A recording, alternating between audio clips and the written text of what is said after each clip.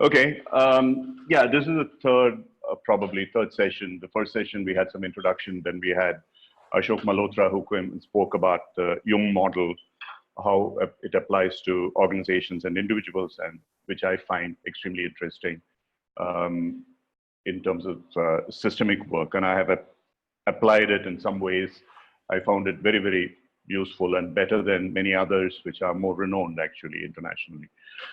So today, I had requested for people to come and volunteer, and thankfully, Trace obliged.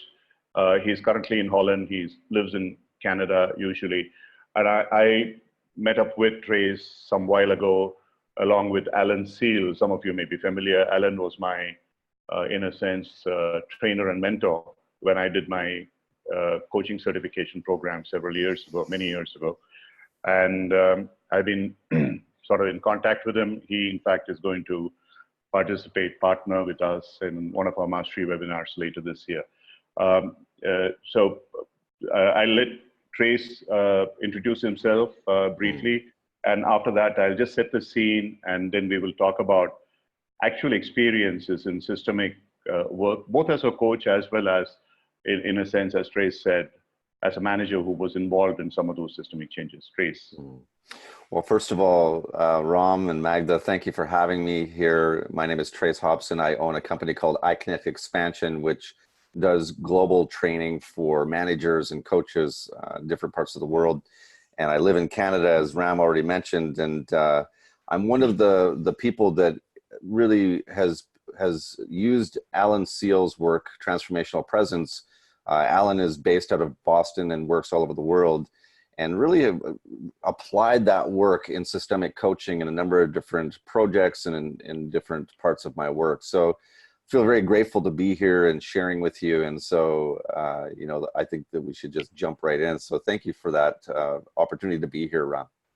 Thanks, Trace. Actually, I see at least Neil Money here. Neil, what I would like to do is today we'll be probably spending most of the time with Trace, but in the next session, if you and there are others who are actually managers, executives, leaders in companies, and you have experiences that you would like to share, that would be quite a kind of the other side of the mirror, as it were. Today we are approaching it from probably more a coaching perspective, mine as well as Trace's. But what ideally would be of tremendous help to people is to talk about real life situations in companies by people who have actually gone through or going through that kind of a process. So I'll be in touch with you, Neil, and I'm trying to see whether there are some others who are executives. But later, please do get in touch with me if you are, whether you are a line manager, whether you are HR, wherever you are, and if your company has and you have experiences as a result of that in systemic work, or if there are issues that you would like to talk about in companies. Coming back, the reason I got interested in systemic work, and I mentioned this before, I don't want to belabor the point, but essentially I found that individual coaching had serious limitations. However much you work with individuals and help with behavioral changes, when they go back into the system, the team, etc., things don't happen the way that the transformed individual believes, and so there's either regression or sometimes resignation and so on and so forth.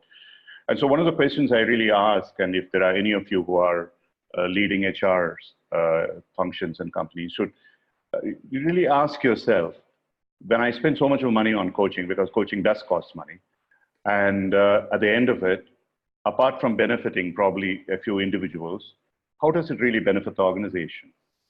And I've asked this question of many people, and there hasn't been an answer. And so they all accept that, look, we don't know how to measure and all that stuff. So one of the things that systemic coaching does is really your ability to be able to measure. In fact, even put ROI parameters on, because you're going to define certain meta goals for the organizations and goals for the team, which they set for themselves, and then individuals on their behavioral issues. So you are addressing right from beginning to end, from individuals to team to the system, and the achievement of certain outcomes which you initially agree upon are the ones that you are working on. I have had experience with a couple of companies where they have asked, can you please coach 5, 6 leaders in our company, senior levels? And so then they arrange for a meeting with the senior leaders. And when I asked them, it would be much cheaper for you, believe me, that if I coach you as a group and as needed, maybe I'll spend some time. Otherwise, the minimum number of sessions that I would have with anybody is 9, because I think that it's absolute minimum for creating action learning and the anchoring of whatever behavioral changes that happen. It doesn't at all help if you have anything less than 6 sessions. But you don't need it if you have team coaching where coaches should charge by the hour. So 5 or 6 people, you're going to pay the same amount as you would for an individual, and then maybe 1 or 2 sessions you could have for individual. The answer invariably is no, we don't. And I've talked to fairly senior leaders on this. And of course, it is embarrassing to go deeper into it. But later I asked HR managers, what's the problem? Why is it that they're not comfortable? These leaders, they do not really want to be coached together. They do not want to be grouped together. So my question to all of you out there, if any of you are in that specific field, if you have leaders who are averse to working together in a coaching environment, how do you expect them to lead the company together? It's never going to happen.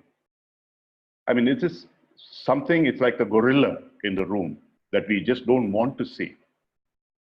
And unless companies really address this issue, one of the biggest problems that we have, and I see this more in India than I see in some other larger companies, and in fact, MNCs are just bad as family-owned companies in India. Some of the family-owned companies are probably better in this, that companies operate completely in silos.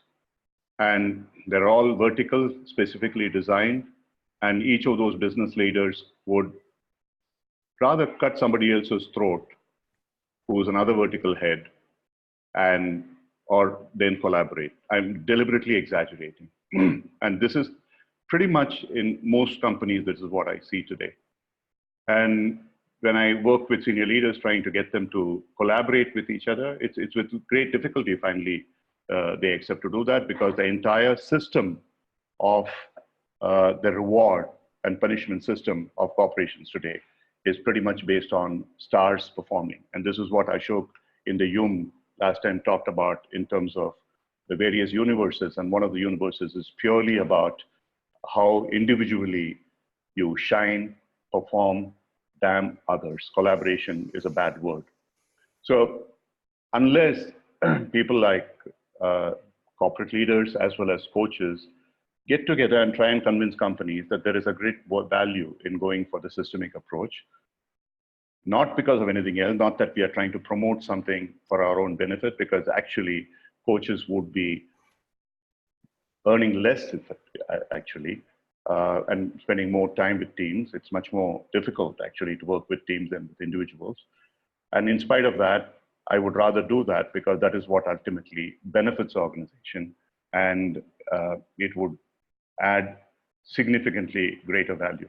So there have been, the difference lies between team and a group of leaders. Of course, yes, we all understand that. People behave as groups and not as teams. You're very right. And the first step is to convert the group into a team. How does that work?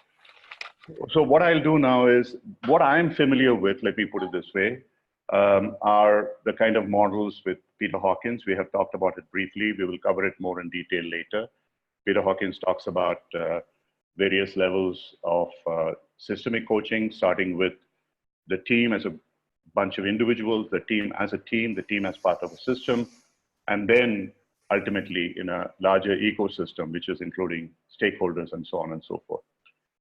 And one of the other persons who greatest thought leader in my mind and learning today, Otto Scharmer, he doesn't address it as a system, but practically everything that he talks about in his theory U and various models, what he calls moving from the ego system to the ecosystem, is about working in a systemic environment. His fundamentals come from organizational development, and he comes from a lineage of the Kurt Lewin, Edgar Schein, Peter Senge, and so on. And that whole lineage of organizational development is about a systemic way of looking at things. We've had people with an NTL background. I'm a member of the NTL. I'm not a great OD expert. I know very little about OD. But in terms of the approach, it makes a tremendous amount of sense to me. But today we have Trace here, and I'll have a dialogue with him. Trace comes from what he called as the Transformational Presence framework, which is Alan Seals. They both work together. And applying that into systems and various other various works that he has done, both as I said, as a coach, as well as being a member of that system.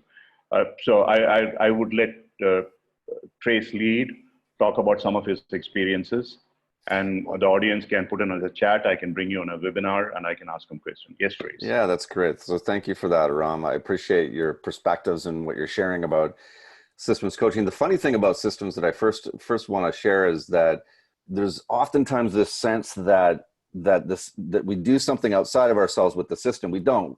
We are the system. We literally are always already in the system. And so I love what you're sharing about the gorilla in the room earlier with the executives and what's going on there.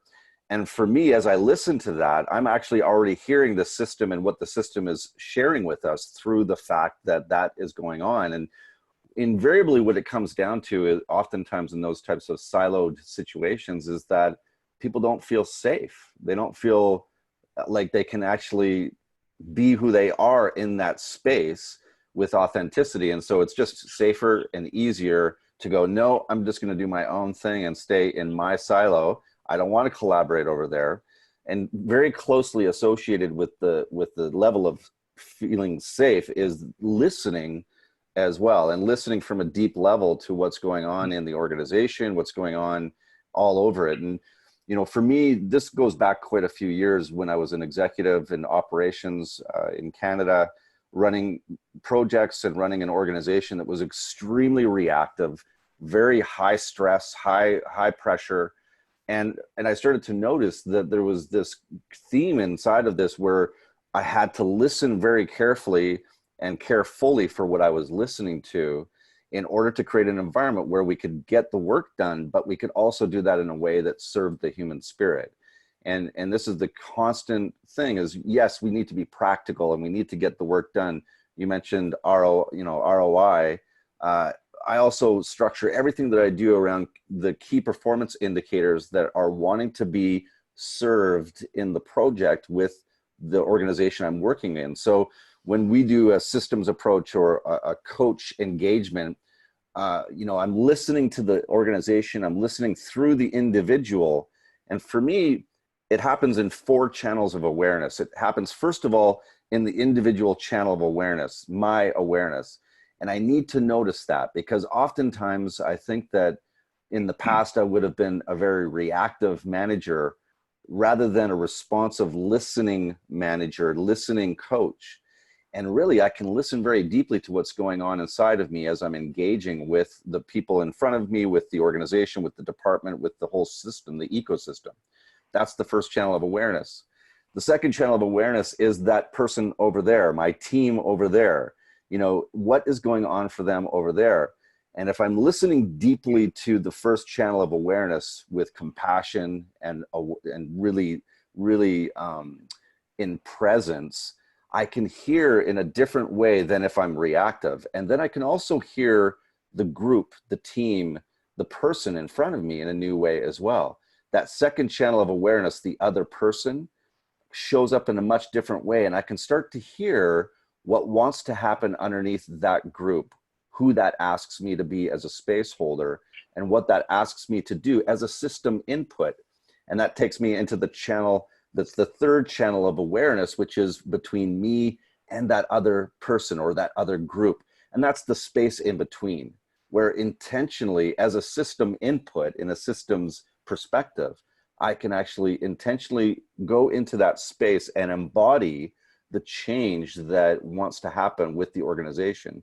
And then that taps me into the fourth channel of awareness, which is this higher frequency of information that is the same frequency that runs a forest or runs an ocean. It's that natural frequency of information that's always there. And it's my belief that organizations long to be run or to run in a natural way, just like the forests. If you ever go out into a forest, you don't ever see any tree growing workshops. There's always growth there that comes naturally. The expansion comes naturally from the deep connection that's already always there. And so for me, I developed this perspective from my own work with, thought leaders like Virginia Satir. I don't know if anybody knows who Virginia Satir was, but, the mother of systems approaches from a family perspective. And then also that work was taken into organizations many years ago. So I started learning from her, a decade ago or 12 years ago from her work. And then Otto Scharmer, you mentioned, Theory U. I loved Theory U, except that the problem that I always had with Theory U was, what do I do in the bottom of the U as a manager that is in a very reactive, high-paced organization?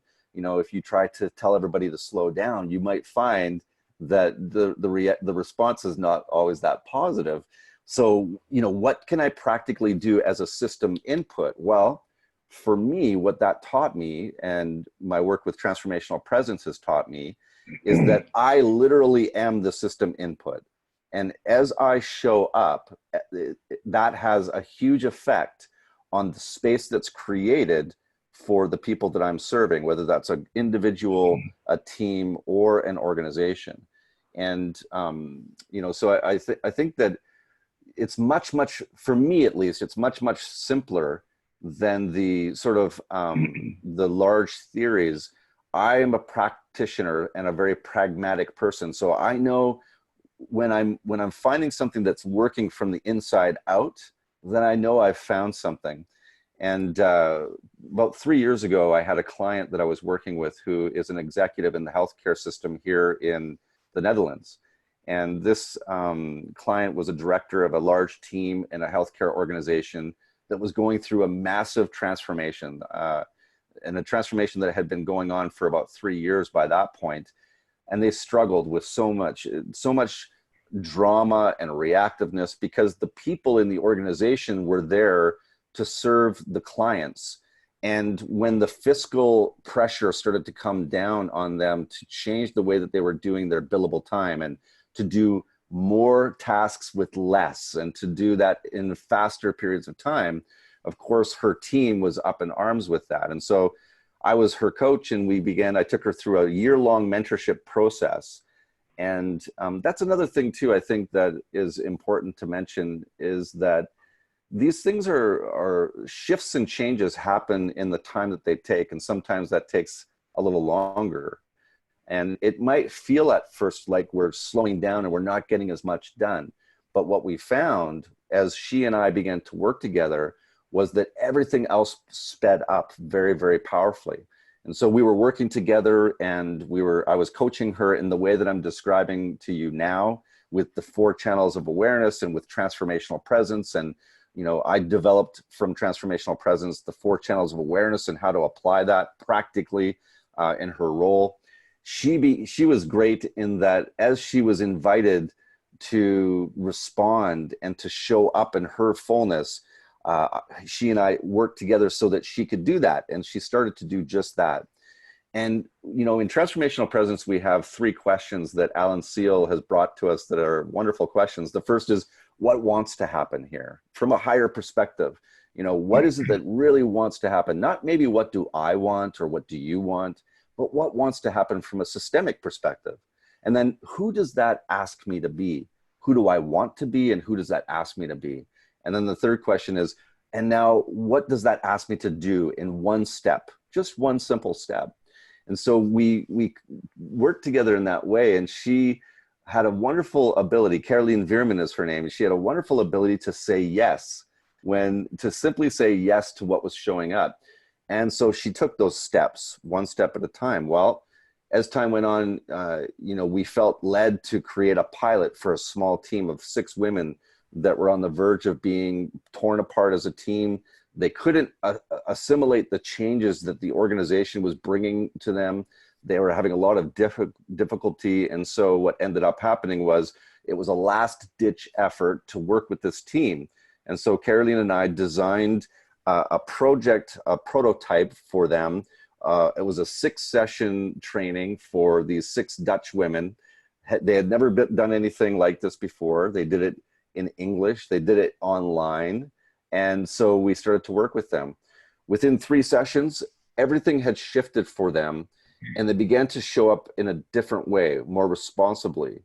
They began to become more resilient, and they began to work together in a way that was brand new. Even though the external had not changed, they actually had changed in the way that they were working. Well, as time went on, they shared what was going on with their colleagues, and that small pilot turned into a larger pilot for 50 people. And so we did the same thing with them, and we rolled that out. It organically grew as a result of the work that we did together as individuals and on our team. Well, as time went on, that turned into 170. And long story short, I mean, I'm here in Holland to do another session with them. We're 2 years into that project now. And all of the things that the executive team is trying to implement in changes have become a byproduct of the work that we have done. And so one of the big KPIs that they wanted as an organization was absenteeism to go down. And absenteeism was very high for them. Well, within 3 months of working together, 6 months of working together, Caroline was able to save 300,000 euros in absenteeism. And there are many other data points that we're now collecting that are coming from the systemic approach that we use. So that's one example, and sort of the perspective that I have and where I come from. You know, it really does start from the inside out, from one person and a space holder that's able to listen and create a space of safety and discovery. As you create that kind of a space, so much can happen. Trace, absolutely fantastic. I'm truly glad that you're here. And I love those 3 questions. What does the system want? What does it want of me to be? And what does it want me to do? And probably we can expand that. And what I really would like you, if I could, with your permission, is to go a little deeper into the experience that you've had, especially the problem areas and how you resolved it. One of the things I have experienced, and there are many others who have experienced, is because the leaders in a team, in the system, it could be the CEO, it could be a CXO, they could potentially be toxic, they could be abrasive, all that kind of a thing happens. And therefore, then you have in the team people, some who are afraid, and therefore they do not want to open up, or some open up who probably can't care, and anyway, I'm leaving. So there's a clear separation of disgruntled people and so on.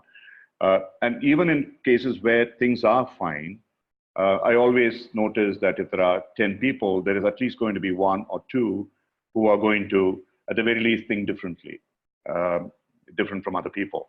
Right. So in those kind of environments, what is it that you do? Not just the leader may be simpler because addressing one person, working with a person who's willing, that's fine. But as a total team, and what are the other problems that you have faced? Well, so differences of opinion is a common problem for every team. And especially if you have an agenda as a manager and you're trying to drive the team forward in a direction. And this is one of the key points with a new form of leadership that's being asked of people now. In the old form of command and control leadership, you know, it worked very well and served us for a long time because we could get things done in a linear fashion. And it still serves us in certain contexts as well. So we don't want to throw the baby out with the bathwater, so to speak. But in complexity, if you're leading from complexity, you need a different set of skills to be able to have a capacity for the complex. And so what you're talking about now, in an environment where there's differences, it's even more important to be in presence and to show up in a way that creates safety. And so what I do with that in different situations where there's conflict or where there's abrasiveness or where there's differences of opinion is to make sure that we're doing a really good job of creating a container that can hold the space. And so what I mean by a container is that there needs to be an initiator or a space holder in that organization, whether that's a manager in with the assistance of a coach, or it's a coach, it doesn't really matter, that can create an agreement container that gives very specific space for each person to share what it is that they need in order to feel safe, in order to perform their best, in order to learn. Because in the new organizations that are now emerging, they are learning environments because they're able to take risks and be wrong. They're able to have differences of opinion. So we need to have an environment of discovery. And so there are certain ingredients and steps that we can take to make sure that we have that space set up. And of course, those agreements are agreed to by everyone. And one common one is, so can we have a space where we don't see things the same way, and that's all right? Is that okay? And so from an executive level, I love working with the executive team for this reason, because oftentimes, you know, they have a sense of power in the organization that can shift things for everyone, but it's not necessarily true that you have to start there. And so having a space that's safe is really the fundamental first step. Can I feel safe? And what do I notice in that space as a manager or an executive or a coach? What do I notice from the inside out?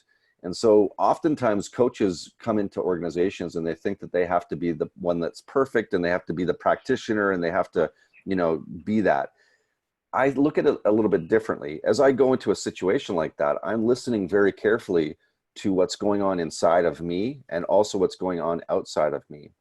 And so if everything is just energy and motion, part of a larger process unfolding, and energy can't be created or destroyed, it can only be transformed. And then energy is also built on a matrix of relationship. Everything is built on a relationship matrix. And so I am part of the system. And as I walk into that situation, whether it's a conflict or it's a problem or it's a challenge, I'm the first space holder. And so I need to notice and listen to what's going on inside of me first and foremost. Do I have any fear going on? Do I have anxiety? Do I have stress? Am I tense? Does my body have tension in it? Do I have resistance? And I define resistance as criticisms, complaints, and judgments. As I look at all of that, if I want to change a situation faster, then FASTER. F is for fear, A is for anxiety, S is for stress, T is for tension, R is for resistance, and that's criticism, complaint, or judgment. And the little E underneath it is the most important, and that's the energy.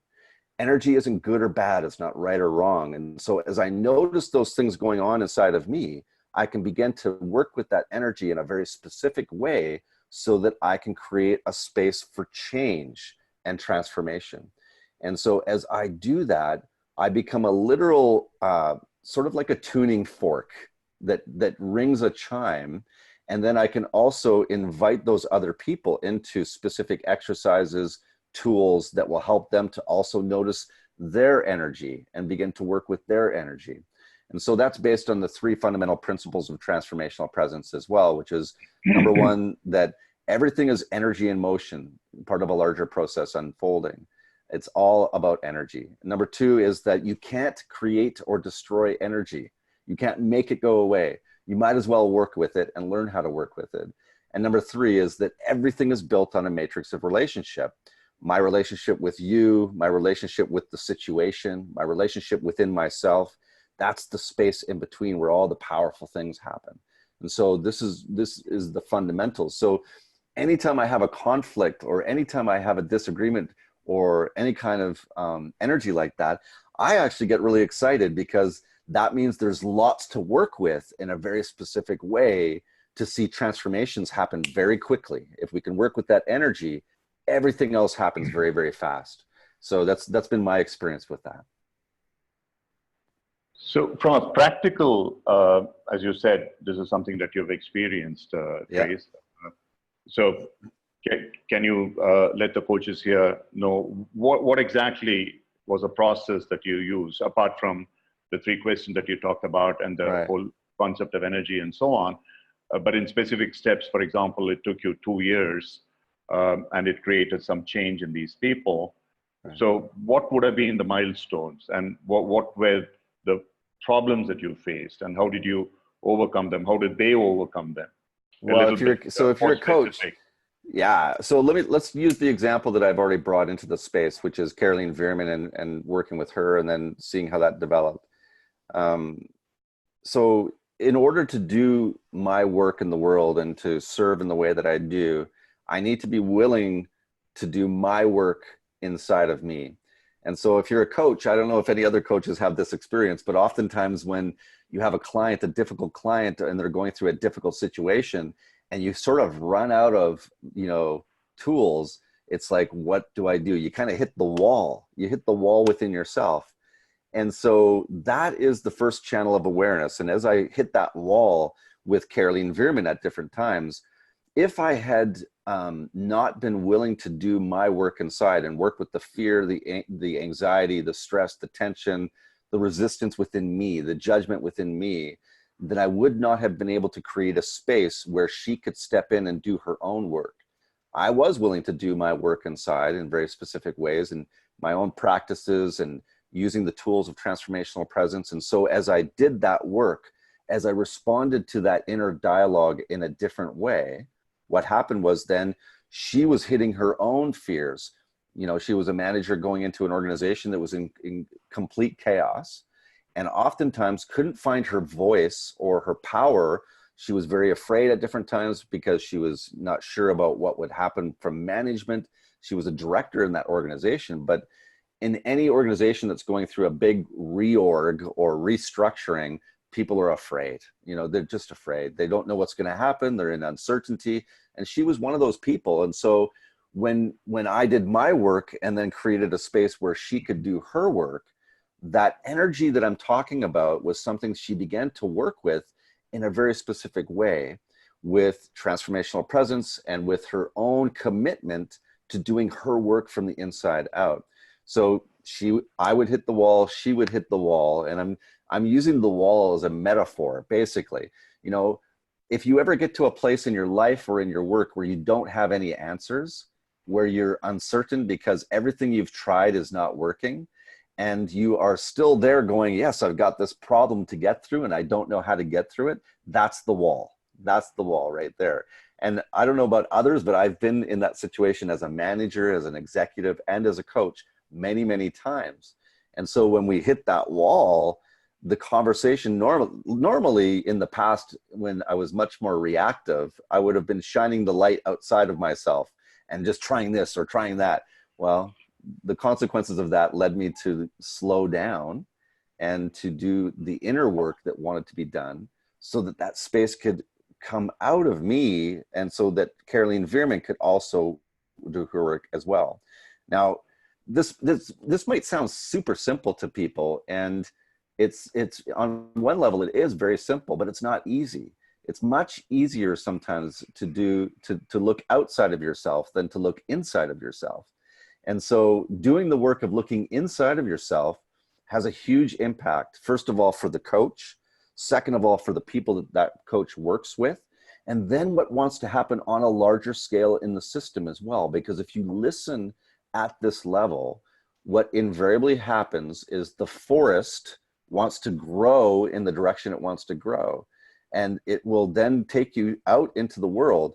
And for Caroline, it took her out into now, okay, what am I going to do? How do I show up powerfully? Well, it was with her own voice that she showed up and the things that she knew inside of herself that were right and true. And she began to have a ability to speak that out in very specific ways and to take risks that she wasn't willing to take before. And so the first risk was to then create a pilot for 6 women that was completely unheard of in her organization. She had courage, she had responsibility, she showed up as an owner. That's what comes out of this space. And as she did that, then she moved to the next part, which was now, how do I coach these people? And how do I do this with this 6? And how do I do this with 50? Well, all the way through it, all the benchmarks, there was this constant conversation to go inside so that then something bigger could expand outside. And in my experience building businesses as well, it's no different. You know, as an entrepreneur in Canada at different points, I saw this again and again in startup and also in companies where we did very well. It was only because we hit the wall and then we were willing to go inside as a leadership team, as a group, and then we experienced an expansion that was corresponding after that, because the system wants to expand. It really does want to expand all the time. So, you know, I know this probably sounds a little bit counter-intellectual to what is typically talked about, but it's my experience. And, you know, now what we see in the system at this particular organization is that, you know, the financial markers are all great. And I'm a very, you know, practical person. I want to see the KPIs met as well. But what's more important to me and what's been more impressive is the way that the people involved in this organization are now finding their voice, and they're showing up as responsible owners inside that system. And now the system is shifting and changing at a larger scale, and it's going to continue to do that. You know, we don't know where that will end, but, you know, this is an organization that teaches children that can't see or hear how to communicate. And so it's a very important system that is benefiting from the kind of work that we're describing. So for me, it's it really makes a big difference the way that it serves the human spirit. And we also get to have the financial benefits too. That's the gravy on top, you know. Trace, you know what? I didn't expect this. Okay. You sound like the Buddha, not a Canadian coach. Okay. That's far from what I expected. Now you're making me blush, you know. No. I'm impressed. I'm truly impressed. I didn't expect this to happen. And what you're saying here, I understand what you're saying, or let me put it back to you if I understand it correctly. Yeah. The point that you make about the inside out, the inner work, in a sense, what you're saying is that I go inside and I accept the change that needs to happen.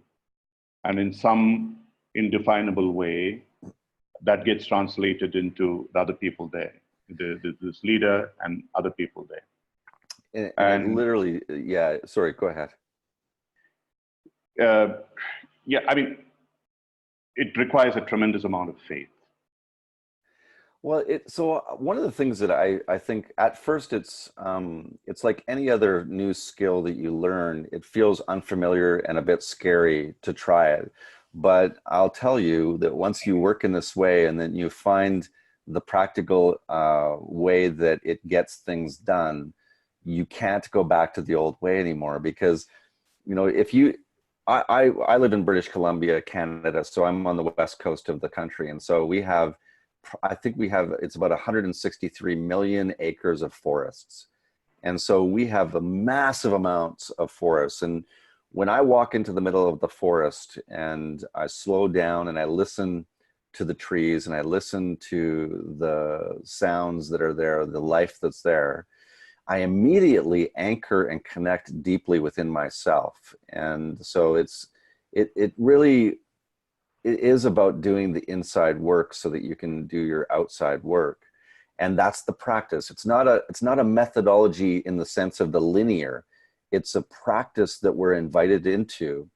And when we do this work in this way and we respond by being open and honest and having humility, the results then are that we get to show up in the fullness of who we are and bring the gift that we have to share as individuals, and that spreads outward and expands to the team or person that I'm working with, to the team, to the organization. And it really is my belief that organizations are longing to be like that forest. And the reason I know that is because of all the dissonance and the problems and the challenges that are in organizations today.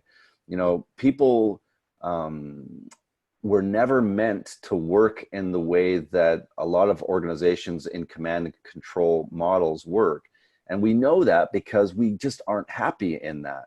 What really is wanting to happen now is for the organization to evolve. And you see that with work like Frederick Laloux's work, or, you know, you see that with reinventing organizations, or with Theory U. It's more and more coming into the awareness of leaders that there's a better way, and there's a better way for human beings and for the bottom line as well, which I think is very important. We need to do things in a new way so that we can serve both and have a fiscal responsibility, but also have a responsibility for the people first and foremost. There are a couple of questions I would like you to take up. One Sure. is, Pandit has asked, can you elaborate on what you mean by work on your inside a little bit more? And Yeah. another question is from Ramcharan. He's asking whether, is that the work, the inner work that you're doing? Are you doing it as you are in the here and now at that work, or is it something that you do elsewhere and bring it into that work? Oh, that's a great question. That's a great question. And it's yes to the second one, but so let's go with the first one first of all. So one really practical way that I find that helps me to connect to my work is anytime that I'm being critical, or I'm complaining, or I'm being judgmental of myself or of others, that's like a bell ringing, inviting me to go inside and look at what's underneath that, and to begin to work with that in very specific ways so that I can work with the energy underneath that. Now, let me also be really honest with you and say that at one time, you know, I was a very reactive executive. You know, I was very, very driven, and I was very reactive. I got a lot of things done, and I also made a lot of money, but it really wasn't satisfying to me because I wasn't working with people in a way that felt like it served the human spirit, mine or theirs. And what I discovered was that, for me, at least in my story, that I had a lot of anxiety that I was carrying around inside of me that I was unaware of, and a lot of fear and stress and tension that I was not paying attention to. And so for me, I went through a pretty significant illness and a number of things that helped me to be aware in a deeper way so that I could share with you, so that I could be here and share with you. But it's really actually quite simple. The work that I do inside myself is anytime that I'm afraid, anytime I'm anxious or stressed out or tense in my body, anytime that I have a complaint, you know, I don't know about you, but I have sometimes a lot of complaints to share with that go on inside. I would never share that outside of myself, of course. I just keep that inside. Well, that's the work to do inside. Now, to the second question, you know, and to be fair to the practical people in the room, when you discover your complaint and when you discover your, you know, your work, there are specific, practical, simple things that you can do. But this forum, you know, is probably not the right place to get into that depth at this point. But there are definitely steps that you can take and to work with that. And that's my work. That's what I do with people all over the world.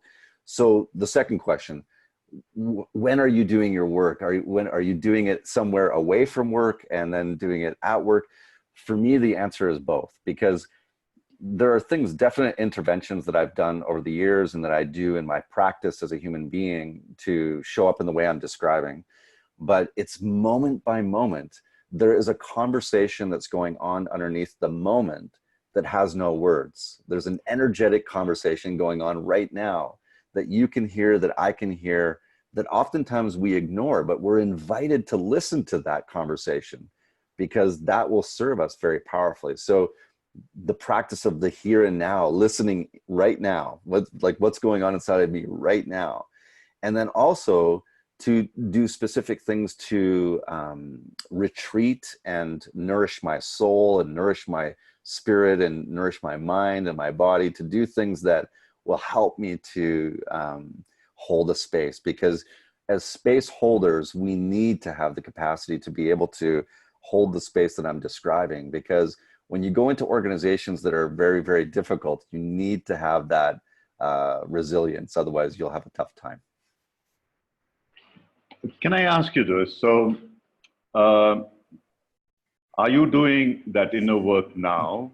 And if you're doing it, is it arising out of anxiety or frustration or anything like that? Or is it coming from something far more positive? Well, thank you for that. So, yes, I am doing that work right now.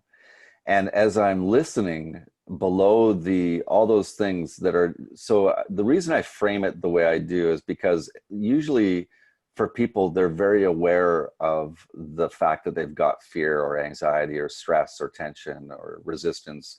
And as you teach them that, they can become aware of that. But as you listen to the energy underneath that, it always, always, always wants to transform into compassion and into love and into acceptance that comes from the inside out.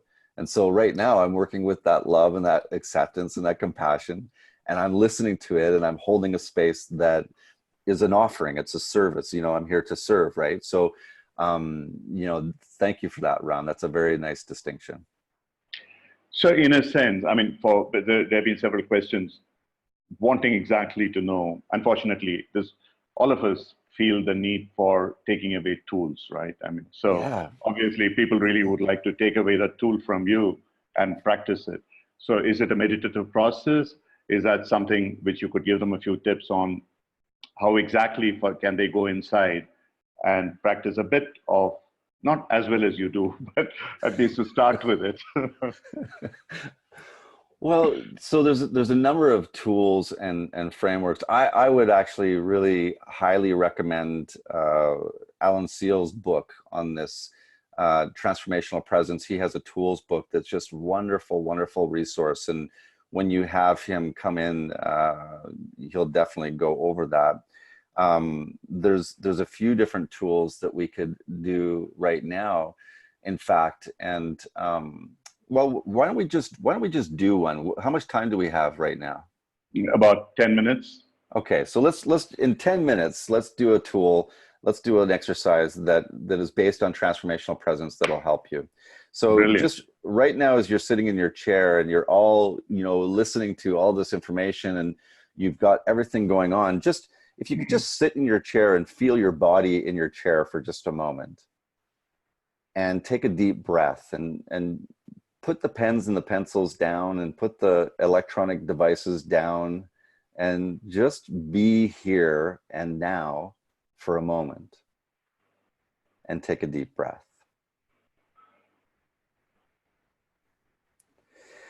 And as you breathe, feel your body in the chair and feel the clothing against your skin and your feet planted on the floor. And take another deep breath, as if your heart could breathe in the oxygen through your chest. Breathe in through your heart.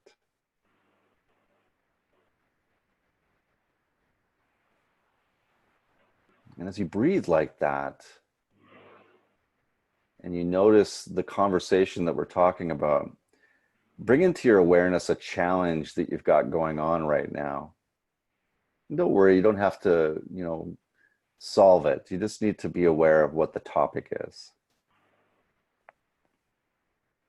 And just be with your topic for a moment. And wherever that topic is, as you take a deep breath into the challenge or whatever's going on that you feel blocked about or stuck with, where's that in your body right now? Where does that live in your body? Just notice where it is. And as you notice it in your body, take one of your hands and put it on that spot, whether it's your belly or your heart or your shoulders.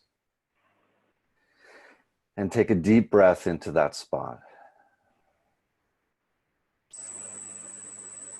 And as you take a deep breath into that spot, with your breath, as if your breath could ask it a question, ask that spot and that challenge, what is it that you really want me to know right now? And then take another deep breath to listen to the answer.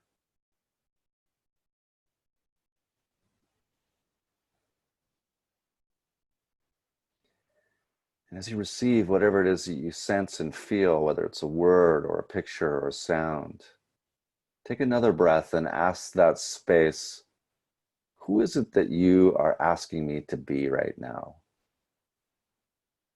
What is it that you really want in the role that I'm to play? And take a deep breath to listen to the answer there.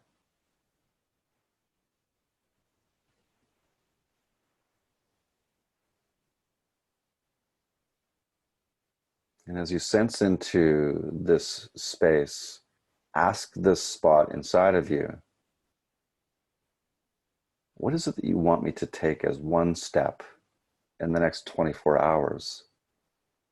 And then take another breath to listen to the answer that comes.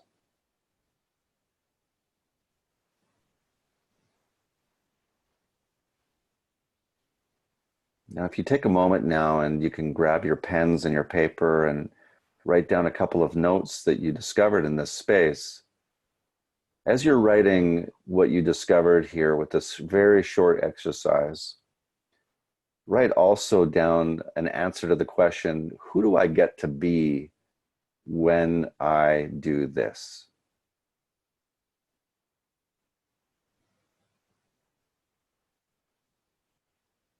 And then you can take a moment to write that down. And as you feel inspired to, put a word in the chat that describes what just happened for you. And whatever that is totally fine.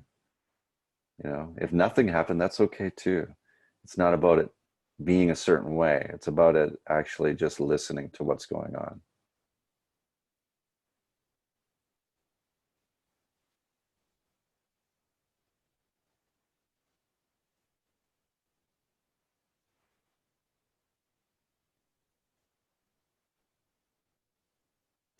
And when we slow down to the speed of presence like this, there's a beautiful thing that happens. We begin to hear information, and we also find nourishment for our spirit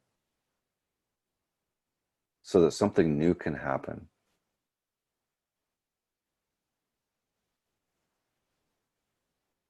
And that was in a very short, maybe 7 minutes.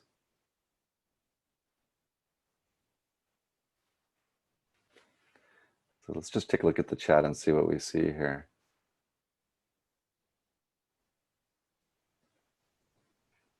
Right. So let's see here. Permission, the way forward, awesome, clarity, mother. Wow, I had a great discovery. From Anuradha. Carefree from Rika.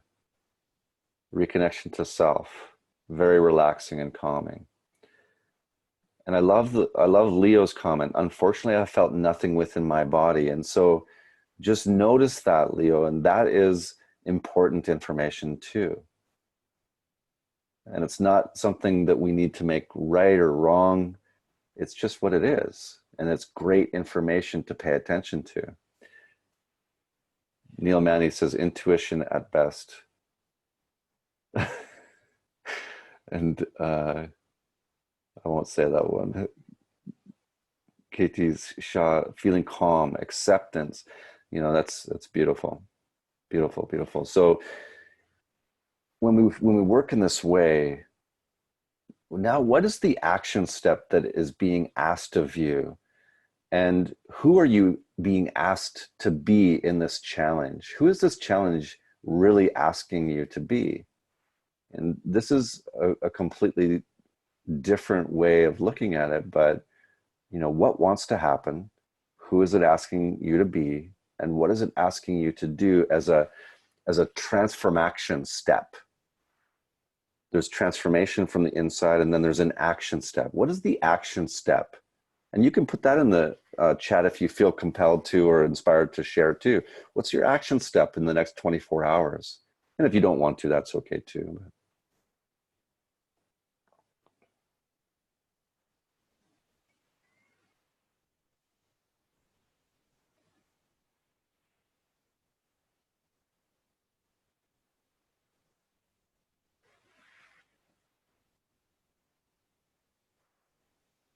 Yeah, that's a great one. From Hira, show my love. What could be more important than that when you work in organizations with leaders and executives? For some reason today, I have done 3 exercises like this. What is amazing is how you feel different emotions in different parts of your body, from Kristen. That is so true. And we have a beautiful tool called the 3 intelligences that Alan Seal also developed. One of my favorites, and that taps into the intelligence of the intellect and the heart and the belly, and learns how to integrate that together. And so we use this in our work as well. Ram, I'm asked to be myself without reference to prior self model. Wow, that's huge. You know, usually we learn in reverse. We learn from our past experience. Well, how can something new happen if we don't get into discovery? Nothing new can happen. Well, you're in discovery with that, Ram. So thank you for that. And to step out of my comfort zone, Deepa says. So wonderful, wonderful, wonderful work. You're amazing, amazing coaches. Thank you for sharing so openly. And I trust that this has served you.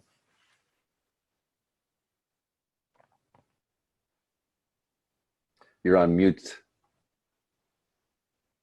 Sorry, yeah. Thank you very, very much. In fact, before we started this particular series on systemic coaching about a couple of weeks ago, maybe 3 weeks ago, we had for about 6 weeks, 6 months, we had sessions on spirituality, where many of these, not quite Alan Seal's model and others, but we went into Eastern and Western analogies and integration and so on and so forth. And this is amazing. I would have honestly never ever thought of bringing in that aspect of it into something which is seen to be as, I don't know, very professional in terms of systemic leadership, team coaching, whatever it might be. So you brought it in absolutely beautifully, and I'm truly grateful to you. And we really would like to have the honor of having you more often here or in some of our other. I would love to. There's, you know, this work is applicable in every situation that I've worked in. You know, working with agile professionals or scrum professionals or an accounting team. I've worked with, you know, every functional area of the business world. And the thing about this that is really normal is that we are meant to work in this way. And so, you know, as you hold a space and an intention like that, people begin to step in, and it's actually much, much simpler than what we normally think. So I don't really think of it as spiritual. I normally, it's about energy, it's about working with energy, which, you know, in the energy field or utilities or oil and gas or where, you know, this is translatable. It's all very translatable. So yeah, I would love to come back. It's been so wonderful to be here with you, Ram. Thank you very, very much, Trace. Guys, I have put down the password, which Magda has said. It is sticky date pudding. It is somewhere there, few chats above, and the link, ThinkFlick, which is also out there. So please use that and enter your password to get your CCUs. We're pretty much on top of that. I thoroughly enjoyed it. It was amazing. At the end of that exercise, what I felt was complete peace and calmness, and there wasn't a need for me to do anything. So and how did that feel, Ram? How did it feel to have no need to do anything? Beautiful. Yeah.